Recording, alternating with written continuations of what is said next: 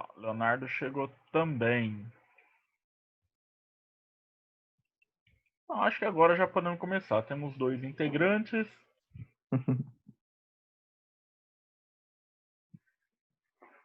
Então vamos lá, deixa eu abrir aqui. Boa noite, Leonardo.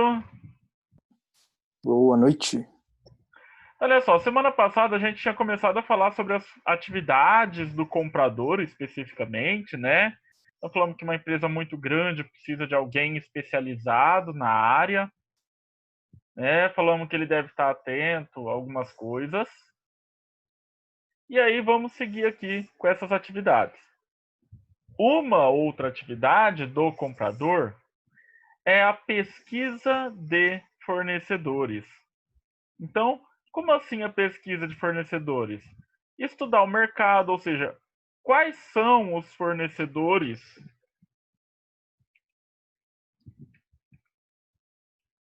que existem, né? Quem são eles? Estudo dos materiais. Quais os tipos de materiais com os quais trabalham, né?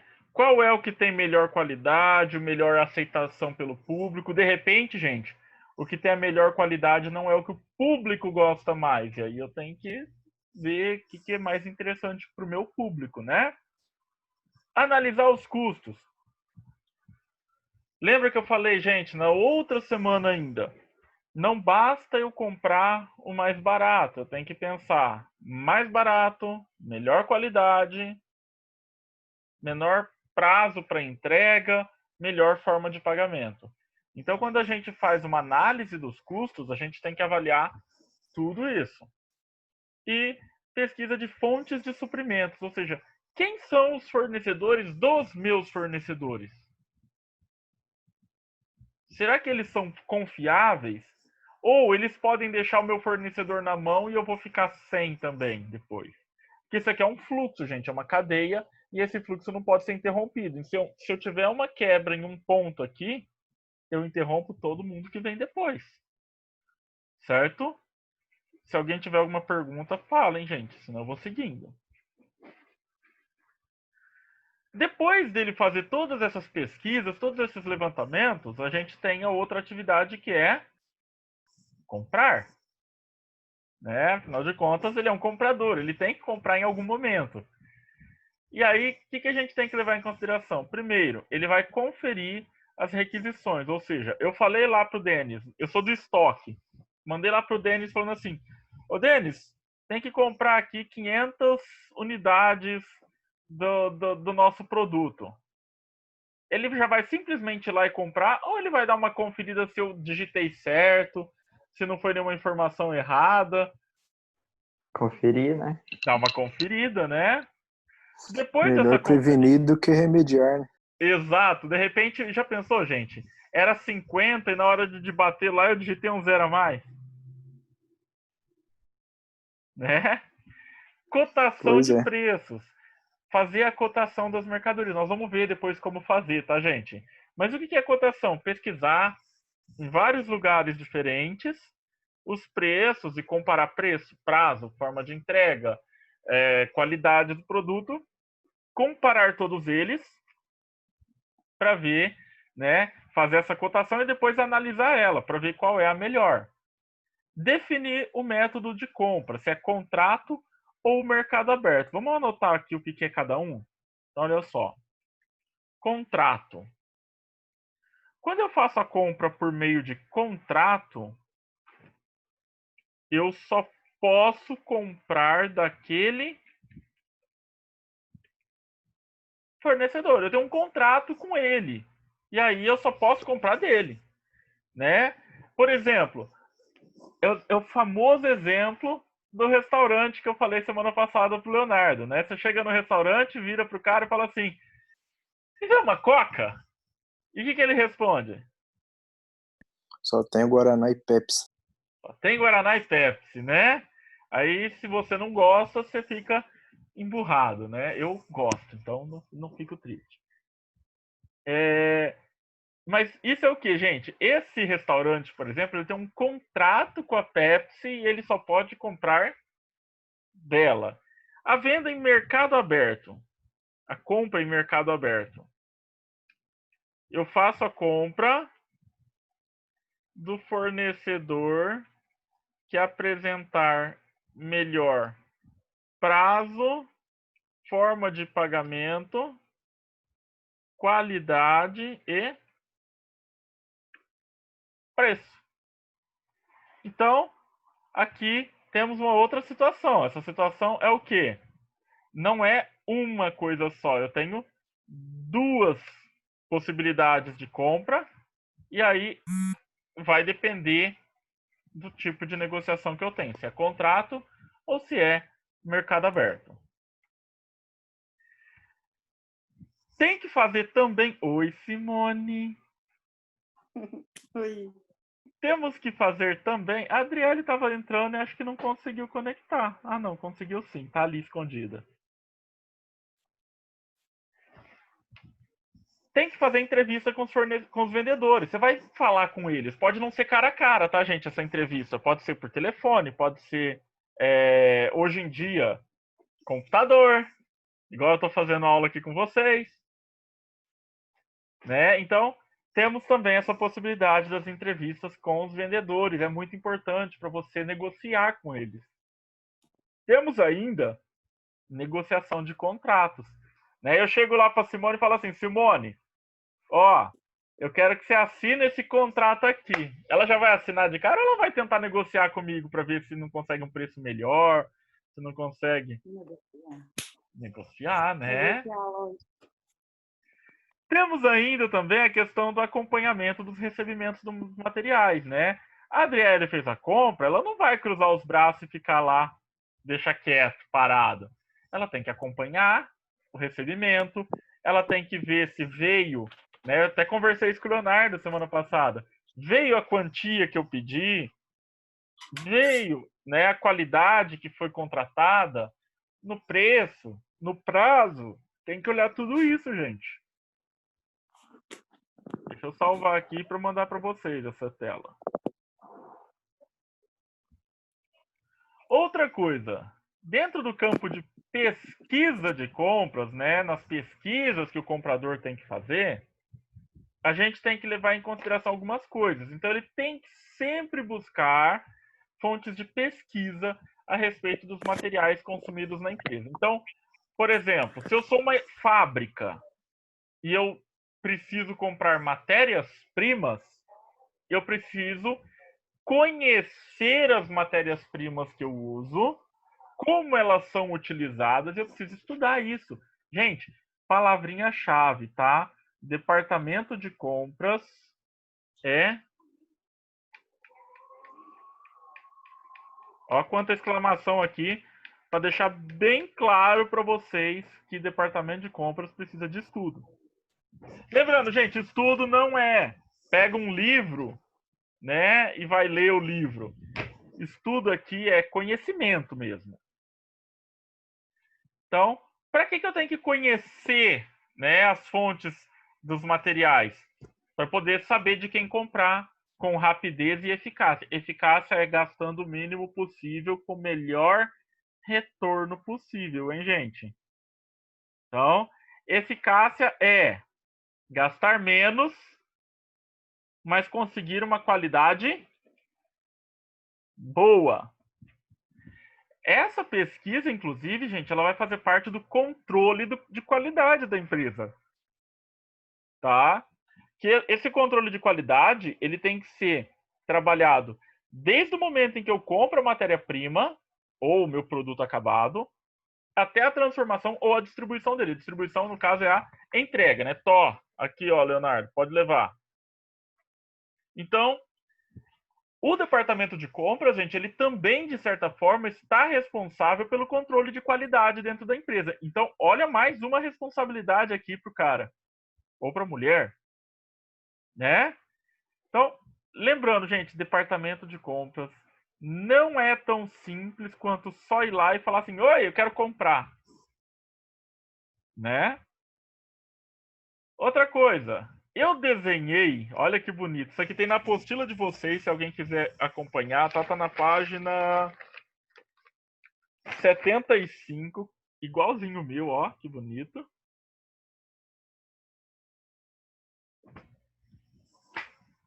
Esse aqui é um fluxograma de um sistema de compras. Vocês sabem o que é um fluxograma, gente?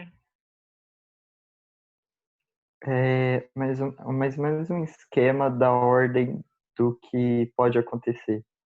Isso. Então só vou traduzir, vamos decompor essa palavra aqui, ó. Ele é um diagrama de fluxos. Certo? Diagrama é um esquema, é um desenho, né? Fluxo significa um movimento de alguma coisa. Então, o fluxograma, gente, cada tipo de desenho, cada tipo de quadradinho, ele tem uma função aqui, certo? Então, como funciona aqui o processo de compras? O estoque está em baixa. E aí ele faz o seguinte, ele vira lá para quem está controlando ele, vai falar o seguinte, ó, o compras, eu preciso que você compre, tá aqui, ó, solicitação de compras, que nós falamos que o Denis não vai simplesmente já ir lá e comprar, ele vai conferir primeiro, né? Beleza, chegou no departamento de compras, a pessoa vai ter que avaliar, isso aqui é contrato ou mercado aberto? Porque se for contrato, eu pulo essa parte aqui da cotação, tá, gente? Eu já vou direto para onde? Para compra. Agora, se for mercado aberto, eu tenho que fazer o quê? Pesquisar quem são os fornecedores que eu tenho, emitir a cotação para todos eles, ó, cotação 1, 2, 3, N cotações. Eles me dão uma resposta, eu avalio essas respostas e tomo uma decisão, que gera uma compra, pedido de compra, tá aqui, ó. Esse pedido de compra, ele vai gerar para mim a emissão de uma nota fiscal e a remessa de material. Olha, gente, nesse módulo nós vimos faturamento, tá aqui, estoque e compras. Tá? Vimos tudo isso nesse módulo. E aí o meu fornecedor vai enviar para mim isso aqui, que vai chegar na empresa e não vai direto para o estoque. Se eu tenho um departamento de compras, o departamento de compras é responsável por fazer a conferência desses produtos. E só depois de conferido é que ele vai para o armazenamento, para o estoque em si. Certo? Até aqui alguém tem alguma pergunta? Alguém quer falar alguma coisa?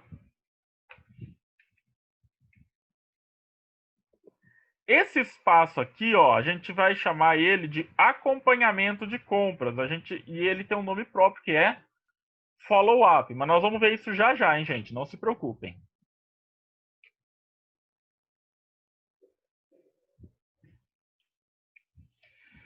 Então, o que é a solicitação de compras? É o documento que autoriza ao comprador a iniciar o processo de compra. Tem que ter as informações do que comprar, quanto comprar e o prazo limite para entrega. Né? Então, eu falei lá para a Adriele, olha, Adriele, o prazo para entrega é para 5 dias. E aí ela olha para mim e fala assim, nossa, Marcelo, mas o melhor fornecedor que a gente tem leva 10 dias para entregar. Então não vai poder ser desse fornecedor, né, gente? Não tem como. Se eu preciso disso em 5 dias, não adianta ela comprar de um que só vai me entregar em 10. Certo? Aí entra aquilo que eu falei semana passada. A gente tem que fazer aquele combo. Eu tenho que ver qual é melhor forma de pagamento possível, melhor prazo de entrega possível, menor preço possível e melhor qualidade possível.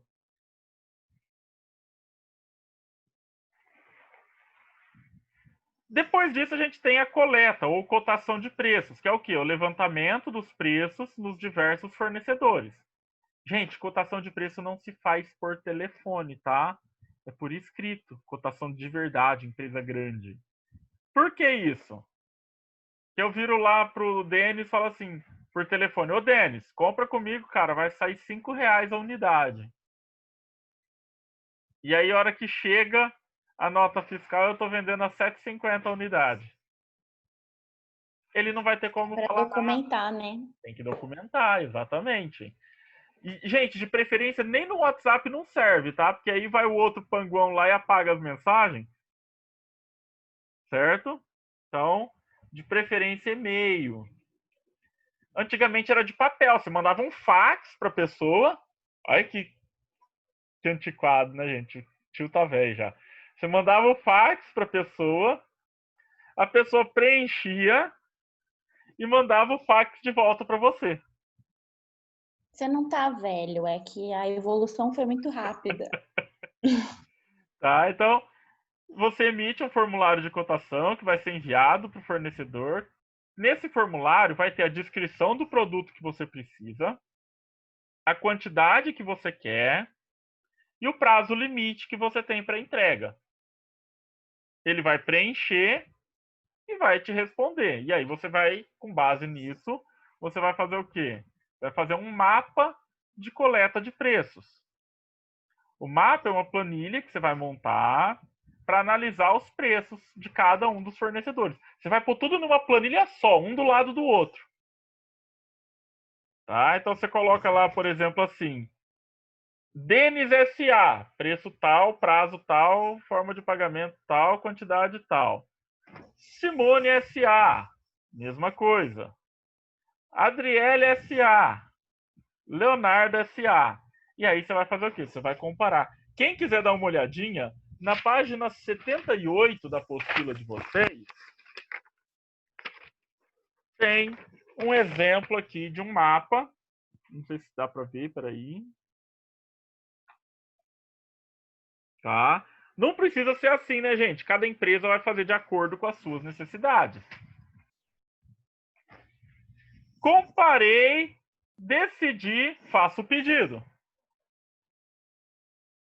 Fiz a cotação, tal, pedi. O pedido, gente, é um contrato. E é um contrato entre fornecedor e comprador e que vai ser regulado, ou seja, as cláusulas desse contrato é aquilo que ficou decidido lá naqueles e-mails que vocês trocaram. E aí, se você falou tudo por telefone, se lascou. Tá? Depois disso, fiz a compra. É o que eu falei do follow-up. Então a empresa ela precisa manter uma política de acompanhamento de compras. Para quê? Para verificar o cumprimento desse acordo. Aquilo que eu combinei foi cumprido? O prazo que o meu fornecedor falou que ia me entregar, ele realmente entregou? Se ele não entregou, por que ele não entregou? Tá? E aí, gente, isso aqui já vou falar para vocês. Comprador que não faz o follow-up e o pedido atrasa e você não estava acompanhando, se gerar prejuízo para a empresa, sai do seu bolso, viu? Então, e se atrasar o pedido? Temos algumas opções. Vamos lá. Opção 1. Deito no escuro em posição fetal e choro. Opção 2. Sento no chão, abraço meus joelhos e fico balançando para frente e para trás. Opção 3. Entre em contato com o fornecedor. Olha, eu acho que todas são válidas, certo? Mas precisa entrar em contato com o fornecedor, mesmo que você vá chorar no escuro, certo? Então, primeira coisa, gente, entre em contato para perguntar por que do atraso. Pode ser que o fornecedor atrasou por culpa dele. e pode ter acontecido um fato imprevisto, né? Já imaginou? A Adriele fez uma encomenda para a empresa dela, fornecedor dela, e estourou uma greve de caminhoneiros que não deixa ninguém passar. A culpa foi do fornecedor dela? Ele tinha como impedir a greve sozinho? A não ser que você esteja negociando com um super-homem, né? Talvez. Batman, não sei. Então, temos esse problema aí. Segunda coisa, gente. Não resolveu o problema. Né? É culpa dele, ele não resolveu o problema. 2 contatos telefônicos. O primeiro é um aviso de advertência. Olha, estou entrando em contato com você para informar que conforme foi combinado, não foi feita a entrega, tá. Se isso persistir, nosso contrato vai ser suspenso. Não resolveu. Suspende. Como assim suspende, Marcelo?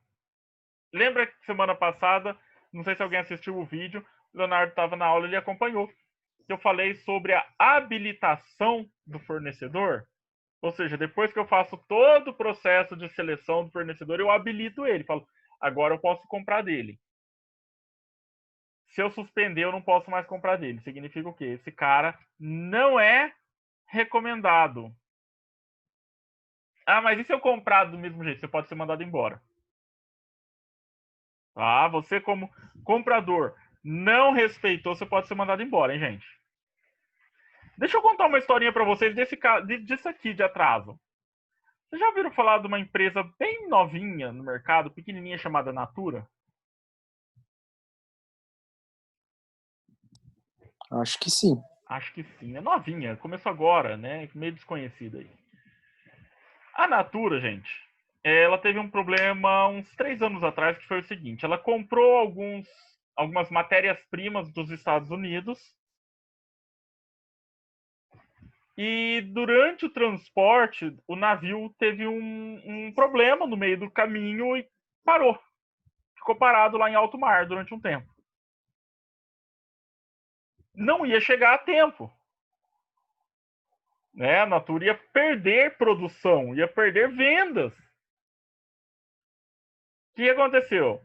A pessoa responsável pelo departamento de compras da Natura na época, a Luá, ela entrou em contato com esse fornecedor. O fornecedor falou: olha, aconteceu isso, isso e isso.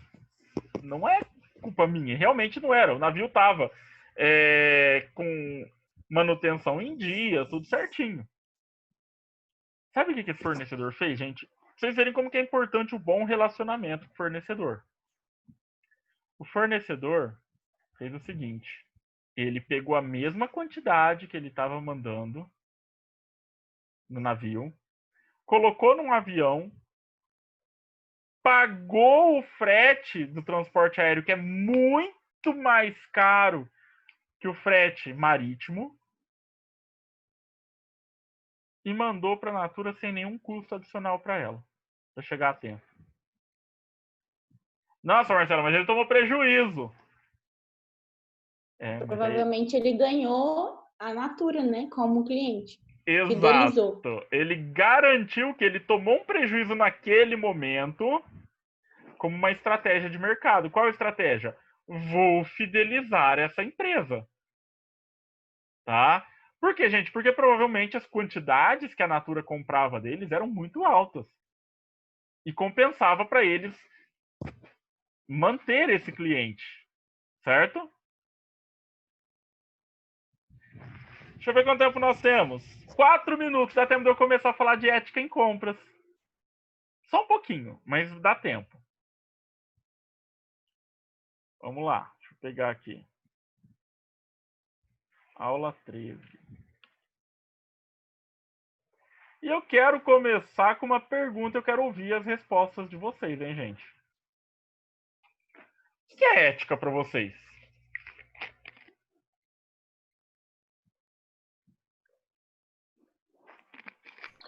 Para mim, eu acho que é tentar sempre fazer as coisas da maneira correta, o melhor possível.